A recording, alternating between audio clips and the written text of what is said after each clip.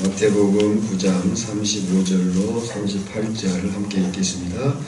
예수께서 모든 도시와 마을에 두루 다니사 그들의 회당에서 가르치시며 천국 복음을 전파하시며 모든 병과 모든 약한 것을 고치시니라. 우리를 보시고 불쌍히 여기시니 이는 그들이 목자 없는 양과 같이 고생하며 기진하니라. 이에 제자들에게 이르시되 추수할 것은 많되 일꾼이 적으니 그러므로 추수하는 주인에게 청하여 추수한 일꾼들을 보내주소서 하라 하시니라. 아멘. 모든 성경은 성령의 감동으로 기록된 하나님의 말씀인 것을 믿습니다. 아멘. 한번 옆 사람과 인사하겠습니다. 사랑합니다. 축복합니다. 말씀에 집중하여 은혜 받으시라. 다시 한번 사랑합니다. 축복합니다. 말씀에 집중하여 은혜 받읍시다. 감사합니다. 사정상 제가 짐을 싸가지고 가긴 했는데 요한복음을 준비할 수가 없어가지고 과거에 했던 말씀들을 다시 한번 새기고자 준비를 했습니다. 오늘 말씀은 우리가 거의 외워야 됩니다. 그래서 성경 퀴즈대회 문제 내시는 분들은 오늘 말씀 속에서 문제를 많이 내시기를 바랍니다. 오늘 말씀 제목은 교회에 대한 이해와 사명입니다. 개인적으로든 교회적으로든 교회는 그 밑바탕이 신학입니다. 교회가 신학교냐? 그렇게 말할 수 있겠지만 신학은 틀과 같은 거예요. 이 틀이 없으면 그 안에 뭔가를 잘못 담거나 담을 수가 없습니다. 그래서 교회나 개인의 밑바탕은 신학이에요. 신학이 중요해요. 신학이 잘못되면 신앙이 잘못됩니다. 신앙이 잘못되면 결국 삶이 이상해지는 거예요. 그 극단적인 경우가 이단 사입이에요. 신학, 바른 신학, 바른 신앙, 거기에서 바른 삶이 나온다 그런 거예요. 우리 교회의 신학적 배경은 개혁주의 신학과 보수 신학입니다. 거기 우리 오천교회가 세워져가는 배경이 되는 거예요. 개혁주의 신학, 보수 신학. 그런데 개혁주의 입장에서 교회를 말할 때 이런 분류를 합니다. 첫 번째는 영역에 따른 분류가 있어요. 영역에 따른 분류라고 할 때는 무형교회, 유형교회 이렇게 말합니다. 무형교회는 말 그대로 형태가 없는 교회예요. 이 무형교회는 시공간을 초월해서 구원받은 모든 신도들로 구성되어 있는 전 우주적인 그리스도의 교회를 의미해요. 그리고 이 무형교회는 예수 그리스도와 유기적 연합을 이루고, 유기적 연합이라는 것은 생명적 연합인 거예요. 이 찬송가를 제 손에 올려놓고 아무리 눌러붙여도 하나가 되지 않습니다. 이건 무기적이라고 하는 거예요. 유기적이라고 하는 것은 여기 컵에 물이 있는데 물을 먹으면 이 내 몸 안에 들어가서 몸이 되는 거예요. 생명이 되는 거죠. 그러니까 이 무형교회는 예수 그리스도와 그런 유기적, 생명적 연합을 이루는 교회. 그래서 이 점을 강조할 때 예수 그리스도의 몸이라고 교회를 표현하는 거예요. 또한 이 말은 보편교회, 캐톨릭 처치. 여기서 말하는 캐톨릭은 천주교를 말하는 게 보편교회를 얘기하는 거예요. 공예를 말하는 거예요. 본질적인 교회, 이렇게 무형교회를 표현할 수가 있습니다. 유형교회는 단어대로 보이는 교회. 이제 보이지 않는 교회가 시공간속에서 구체적이고 조직적이고 사회적인 형태를 가리키는 교회. 그걸 우리는 유형교회라고 말해요. 그런데 이 보이는 교회, 유형교회 안에는 우리가 이렇게 앉아서 다 같이 예배하지만 구원받지 못한 사람들도 들어와 있을 수 있습니다. 그래서 이 무형교회는 완성된 교회가 아니에요. 이 교회를 가리켜서 보이는 교회, 지역교회, 오천교회, 남천교회, 명천교회 이렇게 표현을 하는 거예요. 시기에 따른 분류가 있습니다. 시기에 따른 분류는 구약교회와 신약교회. 구약교회는 예수 그리스도가 오기 전에 이스라엘 민족국가 형태로 존재하던 하나님의 백성을 일컫는 말이에요. 그 구약교회는 오실 예수 그리스도를 기다린 교회였어요. 그런데 신약교회는 예수 그리스도를 메시아로 고백하는 교회. 그래서 이 신약교회는 더 이상 민족국가적 형태를 갖지 않습니다. 세 번째는 상태에 따른 분류예요. 상태에 따른 분류는 전투적인 교회와 승리적인 교회 이렇게 말을 해요. 전투적인 교회는 예수 그리스도의 재림 때까지 하나님의 나라를 반대하는 세력과 영적인 싸움을 싸워나가는 교회의 모습을 말하는 거예요. 특히 이때 전투라고 하는 것은 물리적 전투가 아니라 영적인 전투를 의미해요. 역사 속에서 이 영적 전투를 잘못한 전쟁이 하나 있었어요. 어쩌면 기독교가 역사 앞에, 인류 앞에 회개할 전쟁이에요. 여러분들도 다 아시겠지만 중세 십자가 전쟁이에요.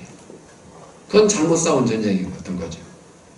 에베소 6장 12절에 보면 우리의 씨름은 혈과 육을 상대하는 것이 아니요 통치자들과 권세들과 이 어둠의 세상 주관자들과 하늘에 있는 악의 영들을 상대함이라 그랬어요.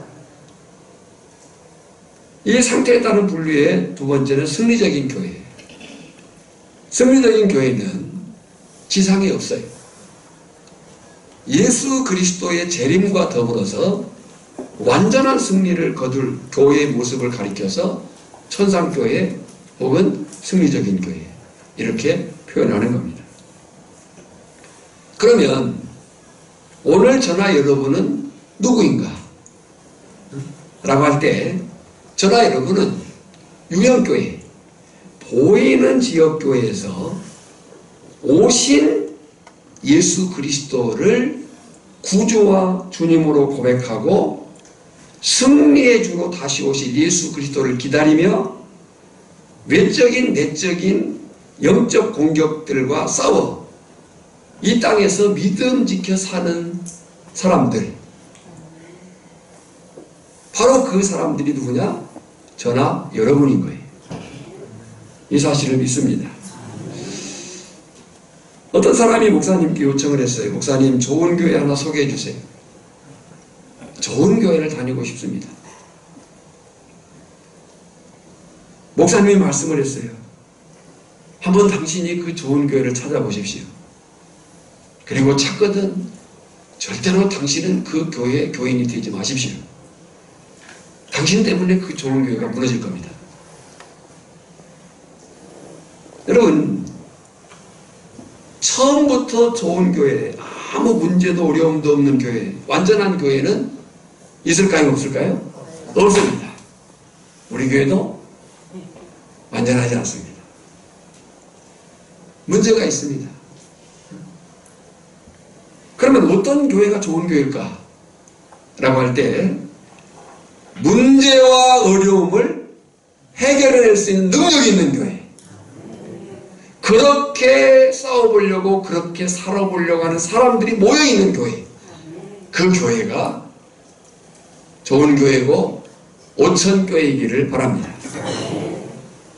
그런데 이 교회를 세워가는 데 있어서 하나님은 직분을 허락하셨어요. 뭘 허락했다고요? 직분을 허락하셨다는 거예요. 여기서 짚고 갈 것은 이미 아시겠지만 교회의 직분은 절대 계급이 아닙니다. 우리가 평신도가 집사가 되고 집사가 권사나 또 시무집사나 장로가 되고 이것은 신분이 상승하는 게 아니에요. 계급이 높아지는 게 아니에요. 무슨 집안이 이것은 사실 우리 안에서는 써야 돼서는 안 되는 용어예요.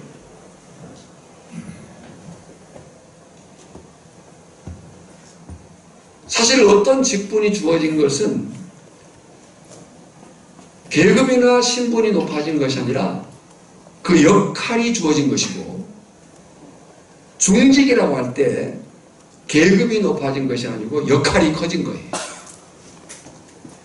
엄밀히 말하면 권한이 커진 게 아니라 책임이 커진 거예요. 그래서 우리가 소위 말해서 중직, 직분이 있다고 할 때 사실 우리의 자세는 손이 모아져야 되는 거예요. 뒷짐을 지면 안 되는 거예요. 권한이 커진 것이 아니라 뭐가 커졌다고요? 책임이 커진 것이에요.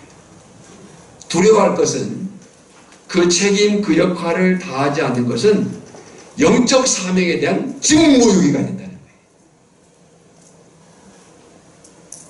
거예요. 영적 전쟁에서 직무를 유기할 때 그에게 주어지는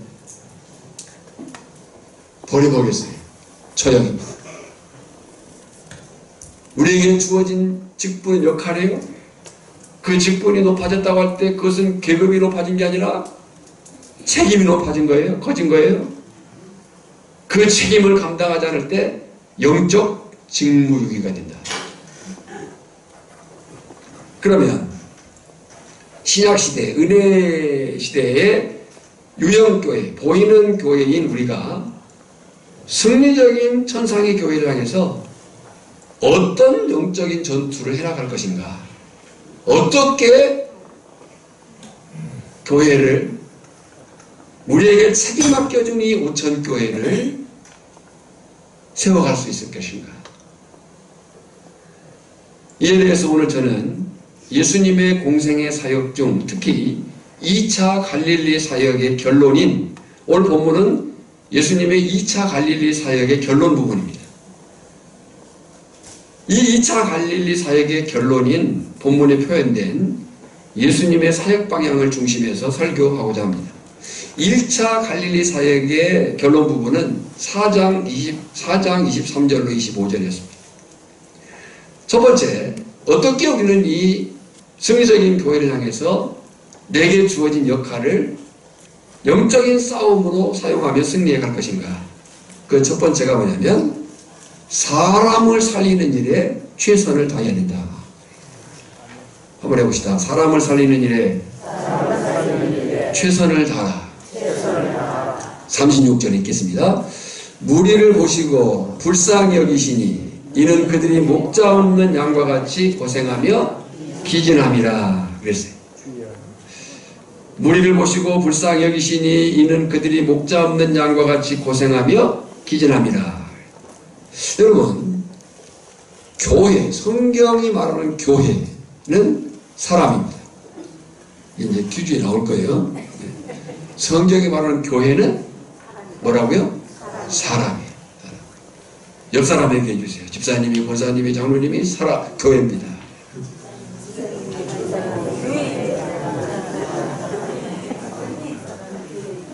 그래서 성경이 말하는 교회는 사람이에요. 때문에 우리는 부단히 사람을 살리는 일에 관심을 가져야 돼요. 지금 우리가 누구예요? 예수님의 말씀과 사역들을 보고 몰려든 사람들이에요. 그 무리들을 예수님이 보셨어요. 보시고 그랬어요. 이 보셨다는 것은 그냥 쓱 쳐다봤다는 것이 아니고 헤아려 봤다는 거예요. 그리고 그들에 대해 예수님이 마음 아파하십니다. 불쌍히 여기시니 그랬어요. 근데 개역 한글 성경에는 민망히 여기니 그랬어요. 이 민망히 여긴다는 그 헬라어 단어가 창자와 같은 단어예요. 창자. 애끓는, 애타는 안타까운 마음으로 그들을 바라봤다는 거예요.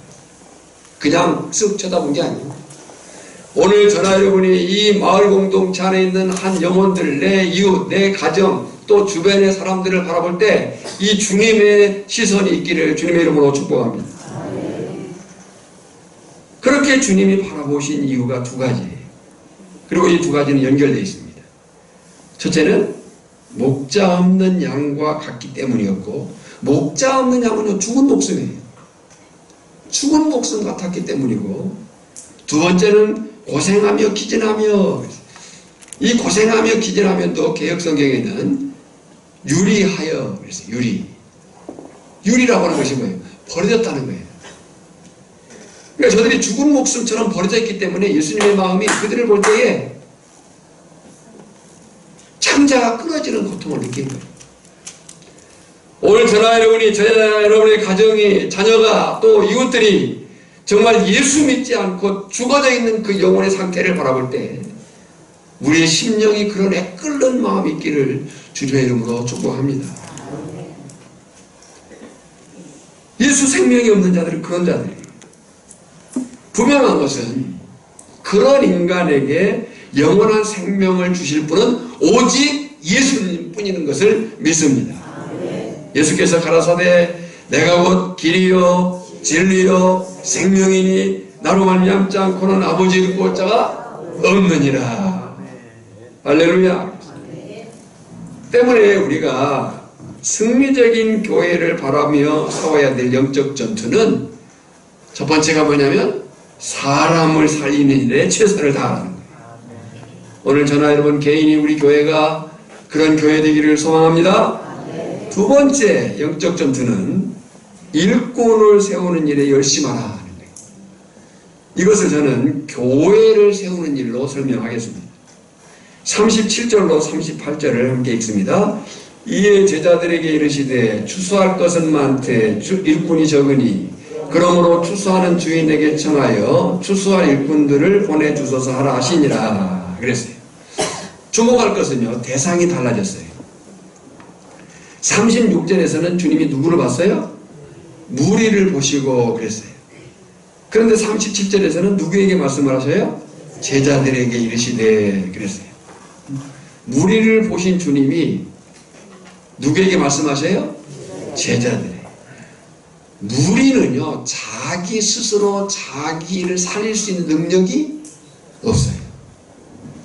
그러면 누가 살려줘야 돼요? 제자들이, 오늘 저나 여러분들이 살려줘야 돼요. 알아서 믿겠지, 알아서 못 믿어요. 알게 해야 믿는 거예요. 아멘. 아니 알아서 믿겠지 뭐. 알아서 못 믿습니다.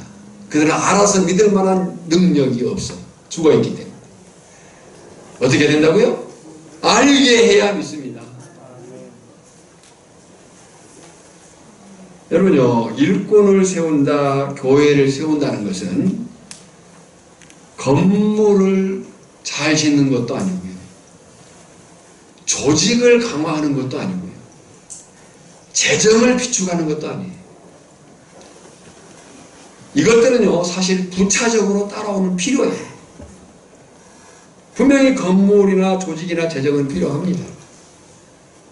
그래서 이 건물은 주님의 몸된 교회 공동체를 담아내는 그릇이에요. 그릇에 불과한 거예요.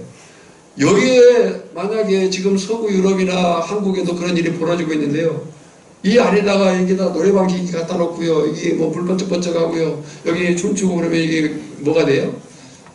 제비집 되는 거예요. 제비집이 뭔지 몰라요. 영어로 캬바레라고. 우리가 지금 모여서 하나님을 예배하기 때문에 예배당인 거예요. 건물은 필요해요. 우리를 담아내야 돼요. 조직이 필요해요. 재정이 필요합니다. 근데 사실 교회 재정은 비축용이 아닙니다. 교회의 재정은 비축할 것이 아니고요, 사용해야 될 사실이에요. 나중에 어떻게 하지? 그때 하나님께서 또 또 다른 능력들을 허락하실 거예요. 제 동기 중에 조현삼 목사라는 사람이 있습니다.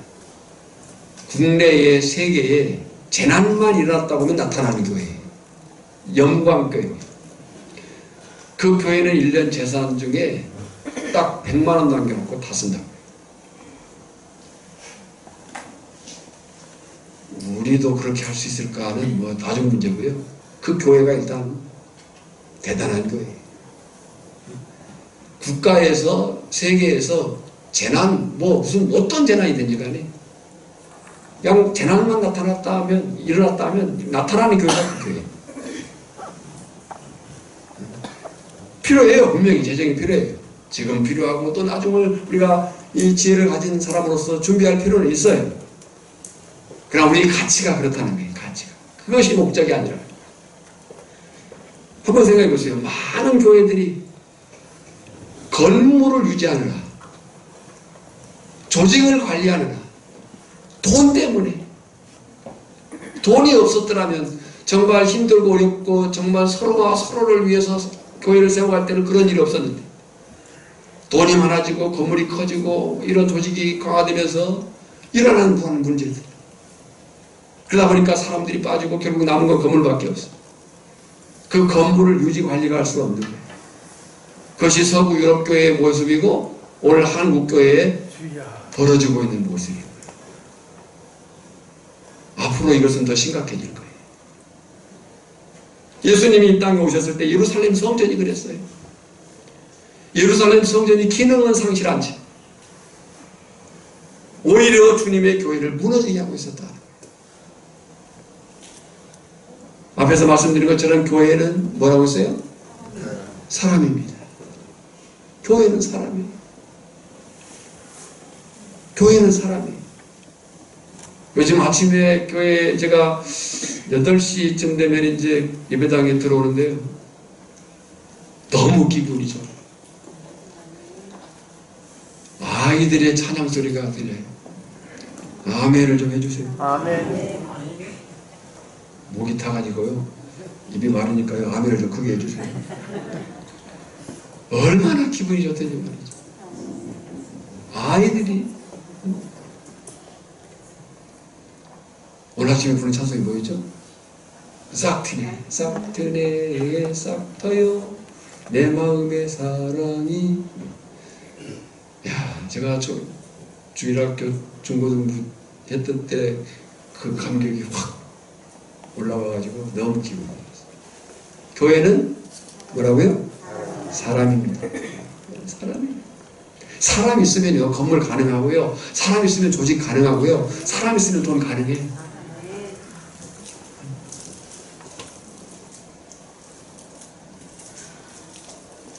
제가 병원에 있으니까 이웃계 목사님 한 분이 왔어요. 얘기를 쭉 들으니까 너무 안타까워요. 해보려고 해도 할 수 없는 인력이 돼버렸어요. 평균 연령이 80세예요. 해보려고 해도 할 수가 없는 거예요. 근데 우리는 아직 할 수 있잖아요. 아직 우리는 할 수 있잖아요. 내가 너무 미안하다고 했어요. 우리 금산내에서 제가 이 오천교회에 목회한 것이 감사하면서도 주변의 목사님들에게 미안하다고 했어요. 어쩌면 그들 마음속에는 너는 그래도 이럴 수 있는 마음이 있을까 봐서 내가 미안하다고 했어요. 정말 애쓴다. 할 수 없는, 하고 싶은데 할 수 없는 고민을 많이 해요. 떠나야 되나. 자, 그랬어요. 우리 교회도 이건 자유롭진 않다. 우리 교회도 시간이 흘러가면 어떻게 될지 아무도 모른다.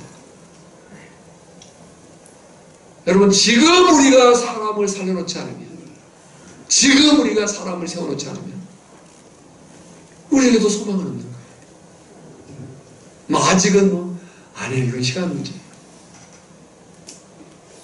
그래도 우리는 아직 할 수 있잖아요.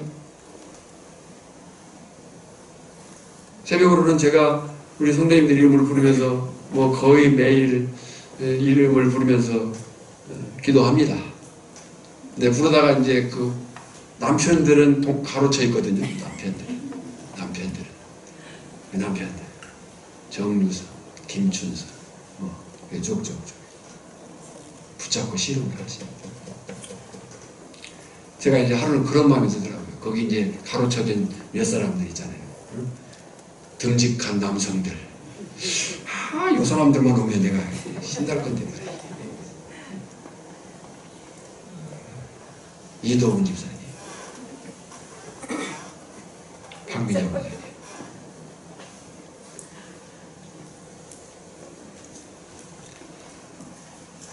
주님이 보신 것은 예루살렘 성전이 아니었어요. 주님이 보신 것은 일꾼이 적다는 것이었고, 구하라고 주신 것은 출소한 일꾼이었어요. 말씀드린 대로 사람 있으면요 건물 가능해요. 그잖아요. 사람 있으면 건물 가능하고, 사람 있으면 조직할 수 있고요, 사람 있으면 재정 생기는 거예요. 다른 거 다 있다 하더라도 사람 빠지면요 아무것도 의미가 없는 거예요. 바라기는 저나 여러분이 그 일꾼, 주님의 몸된 교회의 지체가 되는 것이고, 또 다른 사람들을 일꾼 삼는 데 열심할 수 있기를 주님의 이름으로 소망합니다. 그러면 그 사람들이 어디에 있는가? 그 사람들을 어디에서 찾아야 하는가? 이것이 우리가 치러야 될 영적 전투 장소예요. 우리가 어디에서 영적 전투를 해야 되는가? 교회 안에서 싸우면 안 되는 거예요. 영적 전쟁은 교회 밖에서 해야 되는 거예요. 그래서 승리적인 천상의 교회를 향해 싸워가는 영적 전투는 세 번째로 세상, 이웃의 택한 백성을 찾아 나서야 되는 거예요. 여러분, 먼저 이것은 제가 누차 말씀을 드린 건데요. 이 땅에 교회가 존재하는 이유가 뭐냐? 존재하는 목적이 뭐냐? 이 땅에 교회가 존재하는 목적, 존재하는 이유는 세 가지입니다. 이게 교회론이에요. 첫째는 이 땅에 교회가 존재하는 목적은 하나님의 영광을 위해서입니다. 하나님의 영광이 나타나지 않은 교회는, 인간만 드러나는 교회는 이미 교회가 아니에요. 교회 존재 목적 첫 번째는 하나님의 영광을 위해서.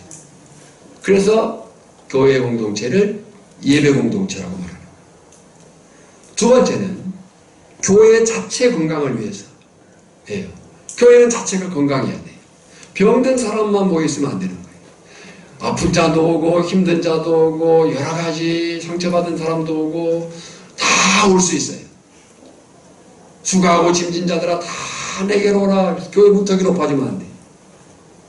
누구든 와야 돼. 근데 그 온 사람들은 훈련되어서 건강해져야 되는 거예요. 그것이 교회의 목적이에요. 교회 자체를 위해서, 교회 자체의 건강을 위해서. 이스라엘 백성들이 출애굽해가지고 가나안 땅에 들어가기까지 그들은 훈련 받았어요. 그 훈련의 중심 주제는 거룩이었어요. 거룩한 백성. 내가 거룩하니 너희도 거룩하라. 그 거룩한 백성으로 그들이 훈련 받은 거예요. 그러니까 교회는 교회 자체를 위해서, 교회 건강을 위해서 부단히 훈련해야 돼요. 기도하는 것도 훈련이고, 봉사하는 것도 훈련이고, 아멘 하는 것도 훈련이고, 아멘 안 하는 것은 나쁜 것이고, 봉사하는 것도 훈련이고, 기도하는 것도 훈련이고, 새벽 기도하는 것도 훈련이고, 아멘 했다.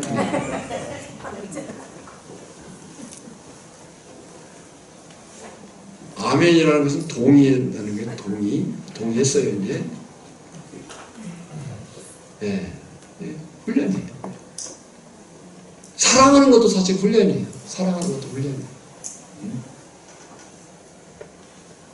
그냥 되는 거 아니에요. 훈련이 필요해요. 우리는 팔이 안으로 굽지 절대 밖으로 안 굽습니다. 물보다 피가 진해요. 근데 이것을, 그 가치를 바꾸는 것이 그리스도인인 거예요. 팔이 밖으로도 굽을 수 있어야 돼요. 내 자식보다 남을 더 사랑할 줄 알아야 돼요.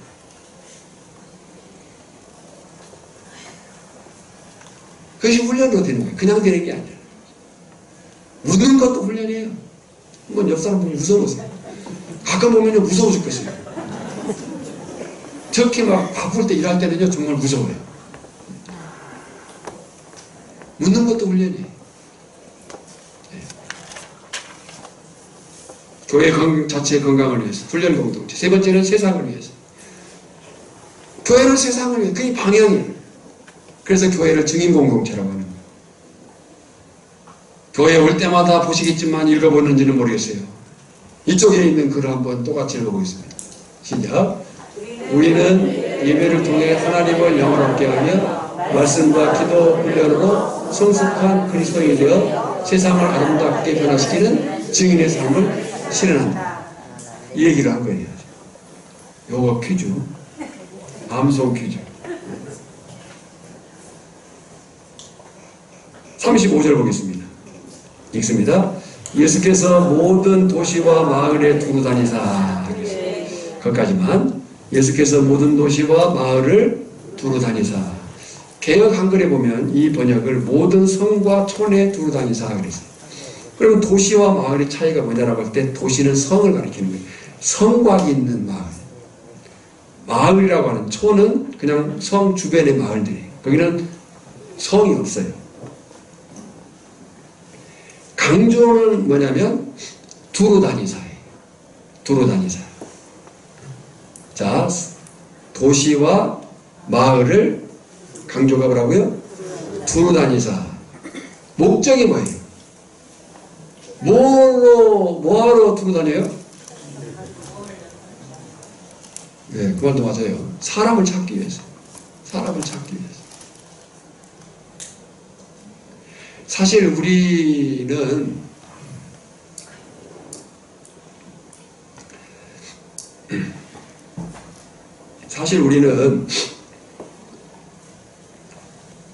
도시교회보다 아직 그래도 기회가 있습니다. 도시교회는 이제 노방전도도 어렵고요. 축구전도는 방문전도잖아요. 방문전도 아파트 들어가기 불가능합니다. 또 길거리에서 전도도요. 못해요. 근데 우리 동네는요. 어릴 때 시내가에서 물고기 잡는 방법이 여러 가지였거든요. 가장 쉬운 것은 전기로 지지는 거였어요. 그때는 배터리 가지고 다니면서. 그 전기로 지지다가 자기 지진 사람 많잖아요. 또 그물로. 근데 그런 것이 없으니까 이제 우리는 뭐 어떻게 하겠어요? 위에 맞고 아래 맞고 품는 거예요. 적당히 막아놓고 막 물을 퍼내면 거기에 고기가. 우리는 다 그 정도예요. 우리는 딱 막 거금대기만 막으면 다 막잖아요. 또 우리 영역은 이 오천리잖아요. 이 말은 달리 말하면 우리 마을 안에 있는 이 물고기들은 다 우리 밥이에요. 뭐 하면을 진짜 안 하기로 했나? 이 안에 있는 이 영혼들은 다 우리 밥이라고 해요. 맞고 품으면 되는 거예요.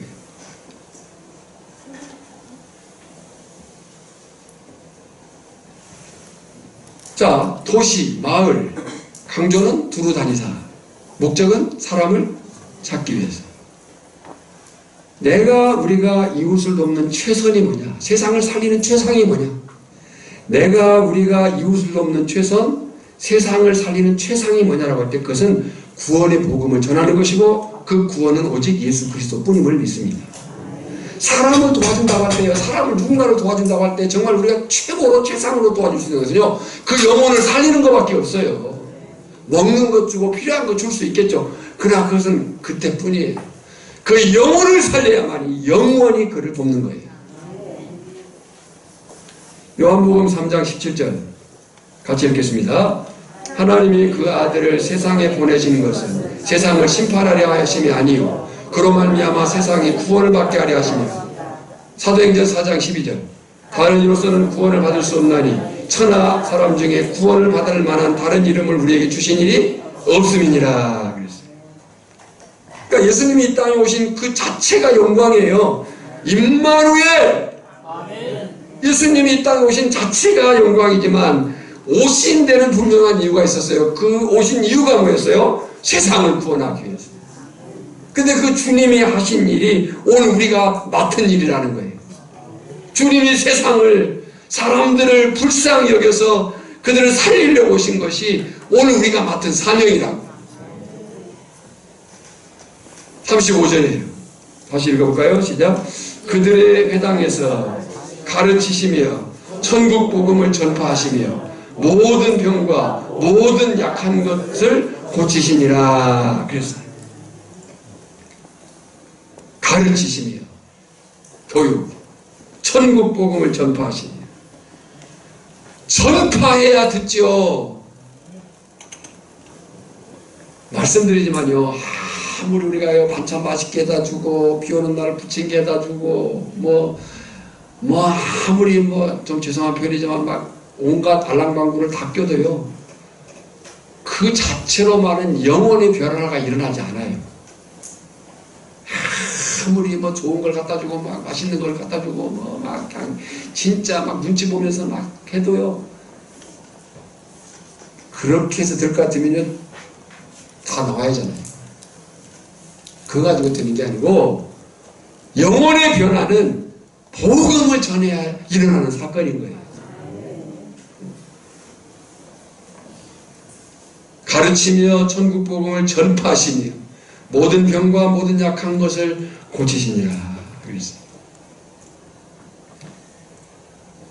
오늘 우리 교회가 그렇게 세워져 가기를 원합니다. 마지막으로 중요한 사실이 있어요. 마지막으로 중요한 사실이 뭐냐면, 이 보이는 하나님의 나라, 곧 지역교회가 분명히 해야 되는 영적 전투의 전체 리더십의 문제가 중요해요. 영적 싸움은 영적 전투고, 영적 전투를 하는 사람들을 영적 군사라고 얘기를 했어요. 군사는 조직이 중요해요. 그 조직에는 리더십이 중요하다. 에베소 4장 11, 12절입니다. 시작. 그가 어떤 사람은 사도로, 어떤 사람은 선지자로, 어떤 사람은 복음 전하는 자로, 어떤 사람은 목사와 교사로 삼으셨으니. 그랬어요. 여러분, 여기 나오는 직분들은요, 교회를 세우는 데 있어서 그 영적 권위가 위임된 리더십들이에요. 특히 주목할 부분은요, 목사와 교사예요.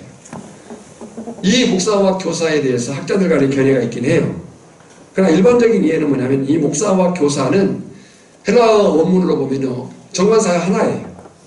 예, 목사와 해놨기 때문에 목사와 교사가 나눠져 있는데, 목사 곧 교사 이렇게 번역을 해야 돼요. 목사 곧 교사. 관사가 하나예요. 그냥 이렇게 읽을 수 있는 거예요. 목사 곧 교사로 삼으셨으니. 그랬어요. 누가요? 누가? 교회의 머리 대신 주님께서. 교회의 머리 대신 주님께서 여러 교회를 세우는 직분들을 주시고, 특히 목사 곧 교사를 주셨으니. 여기서 목사는 어떤 큐즈예요. 큐즈. 목사는 목자예요. 다스리는 자예요. 구약의 양을 치는 목자는요, 단지 양치기가 아니에요. 양을 다스리는 자예요.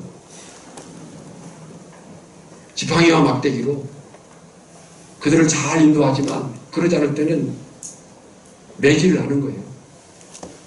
목사는 목자로서 다스리는 자를 의미하는 거고, 교사는 직무예요. 직무가 가르치는 자라는 거예요. 그래서 오늘 목사의 가장 큰 역할이 뭐냐? 선생이에요. 교사를. 그래서 저는 설교를 가르치는 설교를 하려고 노력을 해요. 그렇게 하는 목적은 세 가지예요. 목사 곧 교사로 주셨으니, 12절, 이는 시작, 성도를 온전하게 하여 봉사일을 하게 하며 그리스도의 몸을 세우려 하십니다. 여러분요, 우리가 말씀으로 훈련을 잘 받았으면요, 받은 것으로 그치면 안 돼요. 그 훈련 받았으면요, 이제 그 방향을 향해서 가야 되는 거예요. 그 방향이 뭐냐면, 성도를 온전하게 하여. 온전해졌으면 그 다음 뭐예요? 뭘 해야 돼요? 봉사일을 하게 합니다. 그리스도의 몸을 세우려 하십니다. 그러니까 직분 맡았다고 내 마음대로 하는 것이 아니라는 거예요. 리더십 아래 순복하며 그리스도의 몸 된 교회를, 전체 명령권자인 그리스도의 명령 앞에서 순복함으로 교회를 세워가는 거예요. 분명히 기억하십시오. 건강한 교회, 행복한 교회, 승리적인 교회, 건강한 교회, 행복한 교회, 승적인 교회의 특징이 뭐냐면 영적 권위 질서가 세워져 있다는 거예요. 여러분 지난주도 잠깐 한 것 같은데요. 우리가 장로님들을 세울 때, 목사도 마찬가지입니다. 목사와 장로를 세울 때 교인들이 서약을 해요. 그 서약할 때 서약 내용 중에 7위에 복종하며 하겠으며 이거예요. 7위. 권위 질서를 따르겠다는 거예요. 그런데 이제 권사님이나 시민집사님을 세울 때는 그 단어를 안 써요. 협력하기로 하십니까? 목사와 장로를 세울 때는 7위에 복종하겠느냐를 묻는 것이고, 권사님이나 집사님을 세울 때는 협력하겠느냐를 묻는 거예요. 이게 다른 거죠. 영적 권위 질서가 중요하다. 오늘 우리 오천교회가 그 영적 권위 질서를 통해서 전체 명령권자는 예수 그리스도의 그 주님의 명령 앞에 다 같이 순복하며 나아갈 때 교회에 대한 이해를 분명히 하고 사명을 이루어갈 줄 믿습니다. 2023년 저나 여러분 또 우리 오천교회가 그런 교회가 되기를 바라면서 이번에는 오른쪽 걸 한번 읽겠습니다. 시작. 예수 생명으로 사람을 살리고 교회를 세우고 세상 이웃을 이롭게 하는 성도로 살자. 기도하겠습니다. 하나님 감사합니다. 우리가 늘 알지만 또 그렇게 살지 못할 때가 많음을 고백합니다. 그러나 다시 알게 되었사오니 추스리게 하시고 또 그렇게 살아볼 수 있는 힘을 공급해 주시고 살아내게 하셔서 정말 이 오천교회가 건강하고 행복하고 승리적인 교회, 생명체로서의 교회가 될 수 있도록 역사해 주시옵소서. 예수님의 이름으로 기도하옵나이다. 아멘.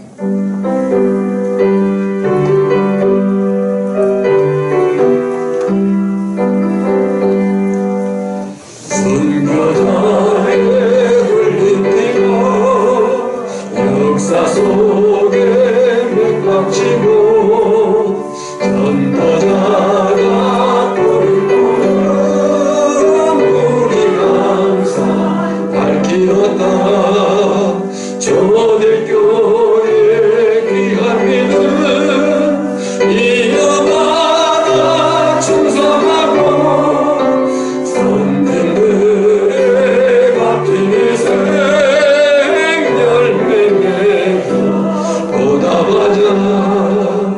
동사람도 모든 사람 주 안에서 하나이니 주 예수님 말씀 따라 내 몸같이 살아가자. 음수 항상